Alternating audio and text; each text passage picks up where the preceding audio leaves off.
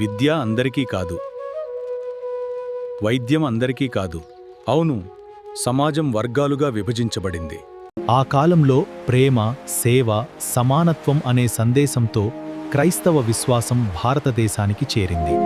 వారు పాలించడానికి రాలేదు, సేవ చేయడానికి వచ్చారు, పేదలకు సహాయం చేశారు. అందరికీ చదువు ఉండాలని మొదటిసారి పాఠశాలలు ప్రారంభించారు.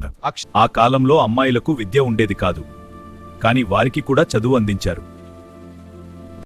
భారతీయ భాషల్లో పుస్తకాలు ముద్రించి జ్ఞానం ప్రజలకు అందించారు. అందరికీ వైద్యం అందాలని ఉచిత ఆసుపత్రులను నిర్మించారు. సమాజం తాకరాని వారిగా చూసిన వారిని కూడా ప్రేమతో చికిత్స చేశారు. ఎవరూ చేరని కుష్ఠరోగులను కూడా ప్రేమతో చూసుకున్నారు. అనాథ పిల్లలకు ఆశ్రయమిచ్చారు, జీవితమిచ్చారు. ఇదిగో పిల్లలు, ఈ బాల్య వివాహాన్ని ఆపండి. ఇది మా సంప్రదాయం, జోక్యం చేసుకోకండి.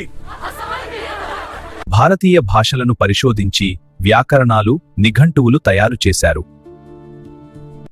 కళాశాలలు స్థాపించి దేశానికి నాయకులను తయారు చేశారు. నర్సింగ్ సేవలను భారతదేశానికి పరిచయం చేయి. విపత్తుల సమయంలో ప్రజలకు ఆహారం, సహాయం అందించారు. అందరూ దేవుని దృష్టిలో సమానమే అని బోధించారు. ఈ సేవల ప్రభావం నేటి భారతదేశంలో ఇంకా కొనసాగుతోంది.